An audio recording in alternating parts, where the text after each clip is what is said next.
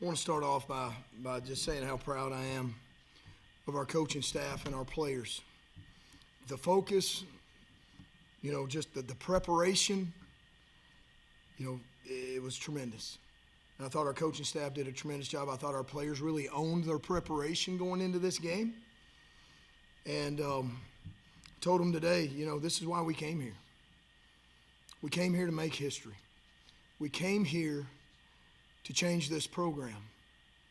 And today was a big step in that direction. 15 straight years is a long time. That streak is over.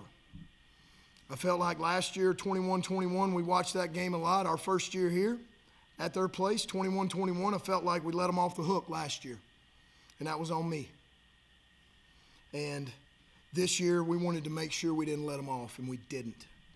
But you sit back and you look at the time of possession, yards, we gave up 17 yards rushing. It's pretty incredible. We rushed for 217. We won the time of possession, 7 for 14 on third downs offensively. That's pretty incredible. We tell them all the time, 45% is championship. 40's winning, 45 and 50 is championship. Got down 10-0. We didn't blink. There was no panic. There was no nothing. They came out and played a different defense than we'd seen the first 4 games, and kudos to them. They had a great plan. We made adjustments, and you see the rest. 3 for 3 in the red zone. Defense, we gave up 4 out of 15 third downs. It's incredible.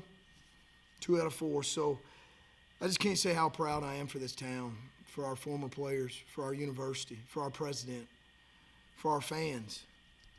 And what a major step in rebuilding this program and getting it to where it belongs. Questions?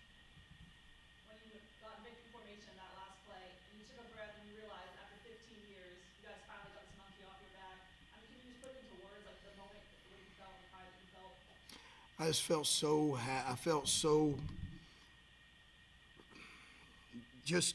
I guess the word to say is I felt happy for this town.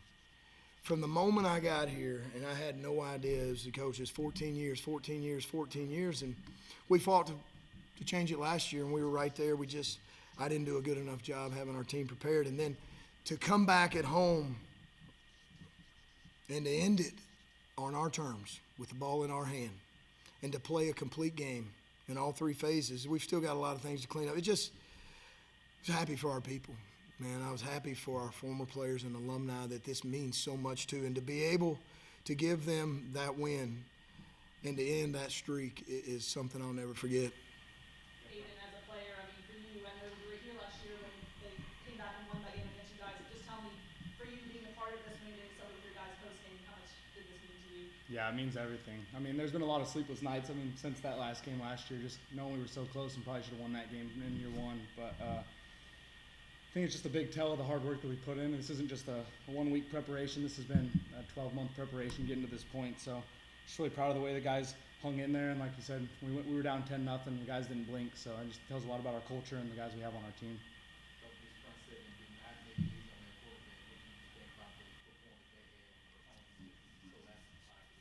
I mean, and that was the game plan. We wanted to keep their quarterback in the pocket. He was making all of his big runs inside the A and B gaps. So we wanted to contain him and not pass him up so we could contain him in the pocket. And I thought we did a great job of really just collapsing the pocket. I don't know how many sacks we had. I think we had several. 6 sacks. I could say that defensively we harassed him pretty good, and we chased him a lot. So just super proud of our defensive staff and our defensive players. I mean, they were just relentless the entire game. And we said that we had to win it in the 4th. Last year we lost it in the 4th, and we had to win it in the 4th. And I'm sitting here looking in the 4th quarter. We outscored them in the 4th. So that was the goal and that was the plan. And what a great day, what a great moment for ULM. And hey, super proud and want to enjoy this. This is something we worked on this entire offseason. This is something we talked about, something our players bought in, and they own this mission. Streak over. Aidan, what do you think was the difference in that second quarter? You guys were down 10-0. The offense didn't really seem to have a rhythm that first I think it's just battling adversity. I think it goes back to even the Alabama game. You can kind of look to just not being able to battle adversity in that game and how hard we worked in the past 3 weeks to get to those points. And even if stuff does go wrong, we have the leadership on this team to kind of combat that. So, like I said, just really proud of the leadership we have on this team and just really proud of the guys. Coach, that secondary was maybe a little sus last week at UTEP. What kind of adjustments did you make this week to kind of know that you were going to have to go against one of the best receivers there, Corey Rucker? We just, each week is a different game plan come what you're seeing. Last week you see the empty at UTEP and all the RPOs and the quick game and all the perimeter stuff and totally different deal. And then this game you've got elite receivers. You've got a 3-year starting quarterback and you've got a really good offensive line and tight ends with Fortenberry and 17. I mean, this was a good team. Arkansas State's got a good team. And the thing I saw was our preparation just changed. I felt like kids got comfortable. When we've moved Cam Canterbury and we've moved Chris Robinson and we've moved Leonard Harris and we've moved Steven Sawan to that boundary safety and star trying to find the right mix and match. And I think we found the right mix and match now. And sometimes it takes time. I wish we could be elite game one in everything, but you got to grow and you got to learn and you got to be able to sit there and look in the mirror. And I'll give you an example. Last week at UTEP, we had the ball twice with the chance to end it. And we talked about that all week and we focused on it. And we had the opportunity today and we ended the game with the ball in our hands. Again, that's growth. We just got to continue to grow, continue to climb and taking it one day at a time and be hard on ourselves and really demand, we're picked last in the conference. 14 out of the conference. We're picked last in the West. See where we're at the end. In that second half, Arkansas State had 2 long sustained drives, but you guys held in the field goals and hold those drives. And just how big was that for you guys? It's huge, and something we say all the time, they're never in until they're in. Next snap mentality. And that's something that we have said from day one. They're never in until they're in. Next snap, next snap, next snap. And our defense we bent at times, but they bowed their neck. They bowed up in the time of moment, and that comes down to toughness. Because you got to have all 11 guys as they continue to pass. They ain't in, they ain't in, they ain't in, and then we get a stop. And a field goal in the red zone's a win. Because then we come in there and we're 3 for 3 with 3 touchdowns. There's the difference. So our philosophy is, hey, if they get in the red zone, we'll give up a field goal. We just don't want to give up a touchdown. And then it's up to us to score touchdowns in the red zone, and that's complementary football. I thought after the first quarter, you saw complementary football where we're grinding on them. We had the ball for over 17 minutes in the first half, and our goal was to wear them down.